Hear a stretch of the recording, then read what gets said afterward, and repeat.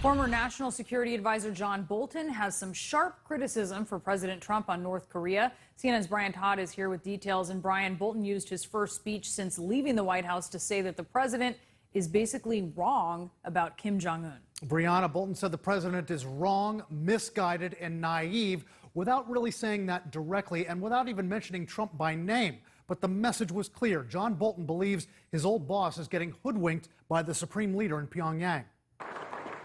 John Bolton, the top Trump advisor who North Korea once called a warmonger and a human defect, is firing back tonight, giving what he calls his own unvarnished view of North Korea's Kim Jong-un and his relationship with Trump. Under current circumstances, he will never give up the nuclear weapons voluntarily. In his first public speech since getting axed by the president about 3 weeks ago, Trump's former national security advisor had no problem contradicting his old boss's optimism about Kim's intentions. He wants to denuclearize.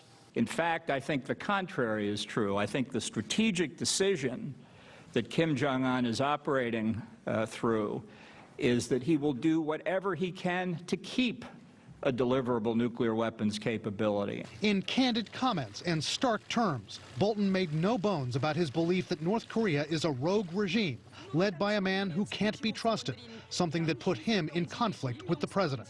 We like each other, good relationship. As for the fact that Trump continues to brag that North Korea has stopped testing nuclear weapons. There's been no ballistic missile tests and there's been no nuclear tests. Bolton suggested that's not a sign of capitulation. It's evidence Kim Jong-un believes his program is ready. North Korea has, in its judgment, for well or ill, finished testing and can produce nuclear warheads and long-range ballistic missiles. That's not an encouraging sign. That's a sign to be worried about. And Bolton had a warning for the president regarding one of Trump's signature refrains on the pace of nuclear talks. I'm in no rush. I'm in no rush. When we say, well, we're in no rush for negotiations, we're in no rush for a resolution of this, we're saying to North Korea and Iran, take your time, keep going. You've got more time to plan, to test, to produce, to deploy these capabilities. The White House isn't commenting tonight on Bolton's criticisms, but Bolton is drawing criticism from other quarters. Some North Korea analysts say Bolton is looking at the nuclear talks too much in black and white terms, that he's ignoring a middle ground that President Trump could reach with the young dictator. He's a 30-something-year-old who wants to get his friends rich and be as rich as the rich people around the world. And he may be willing to sell off some parts of his arsenal to get that.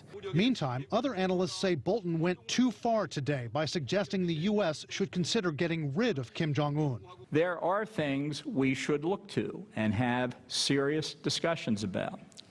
One is the possibility, limited though it may be, of regime change in North Korea. That's something the president and his top aides say they're not pursuing. Regime change can open the door to a lot of very disastrous end results. If you fail, clearly, North Korea may lash out at the South and our forces there, and even the continental U.S. Even if we succeed, we could have a quagmire there that is very hard to get out of.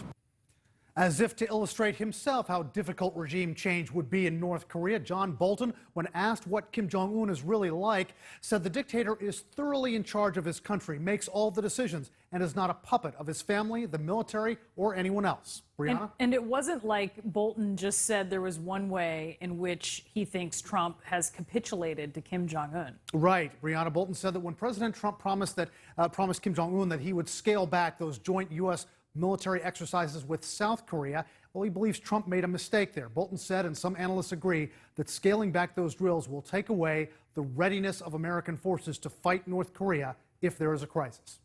All right, CNN's Brian Todd, thank you so much for that report. And we have our